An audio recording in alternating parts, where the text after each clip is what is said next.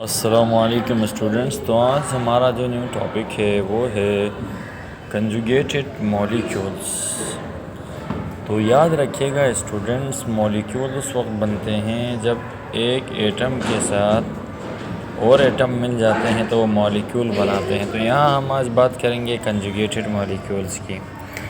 तो conjugate molecules में याद रखिएगा, एक या एक से ज़्यादा मॉलिक्यूल जब आपस में मिलेंगे तो उसे हम कहते हैं conjugated molecule.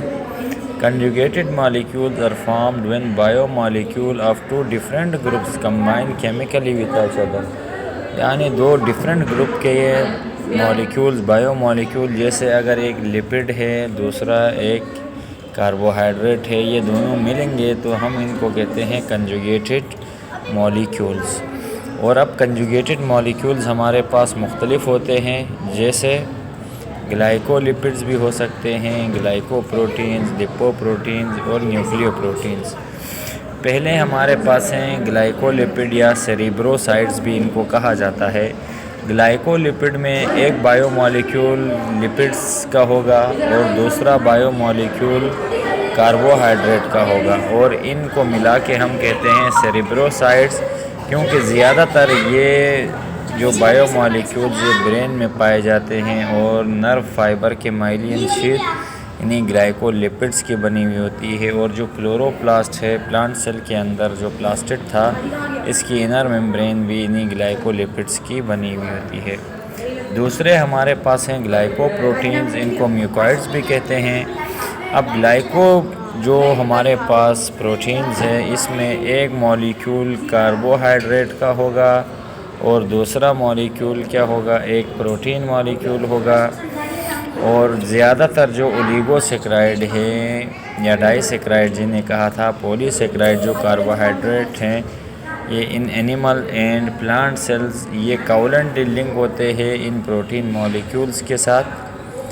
They perform functions, और इन ग्लाइकोप्रोटीन्स बहुत सारे फंक्शन, जैसे ट्रांसपोर्ट प्रोटीन्स होते हैं या कैरियर प्रोटीन्स जिन्हें हमने कहा था, जो फैसिलिटेटेड डिफ्यूजन में काम करते हैं। रिसेप्टर्स हैं हमारे सेंस ऑर्गन्स में पाए जाते हैं। एंटीजेंस जो होते हैं ब्लड ग्रुप में, it is one of the part of egg albumin में भी पाए जाते हैं। और गोनेडोट्रोपिन, गोनेड्स के अंदर जो हार्मोन्स हैं वो भी ग्लाइकोप्रोटीन्स के बने हुए हैं। और अगला है स्टूडेंट्स कंजुगेटेड मॉलिक्यूल लिपोप्रोटीन है, जो कि कंजुगेट है लिपिड और प्रोटीन इन दो बायोमॉलिक्यूल्स का। और they help in transportation of lipids in the blood. ये जो ब्लड प्लाज्मा के अंदर इसके ट्रांसपोर्ट में हेल्प करते हैं, चीज़ों को ले जाने में, लाने में। और ये यानी ज़्यादातर माइटोकॉन्ड्रिया, एंडोप्लाज्मिक न्यूक्लियस, इनका भी कंपोनेंट है, इसमें पाए जाते हैं एक की यॉक में। और जो क्लोरोप्लास्ट की मेम्ब्रेन में भी लिपोप्रोटीन्स पाए जाते हैं।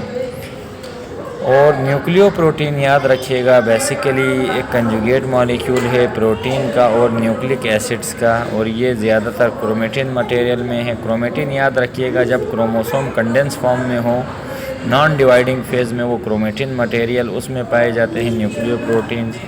क्रोमोसोम्स में पाए जाते हैं एंड राइबोसोम्स जो आपको पढ़ाए थे। तो उम्मीद है स्टूडेंट्स आज का ये लेक्चर आपको समझ आ गया होगा, जिसमें हमने आपको समझाया कि इसमें कंजुगेट मॉलिक्यूल्स क्या हैं और इनकी टाइप्स के बारे में बताया। और नेक्स्ट वीडियो के साथ फिर हाज़िर होंगे।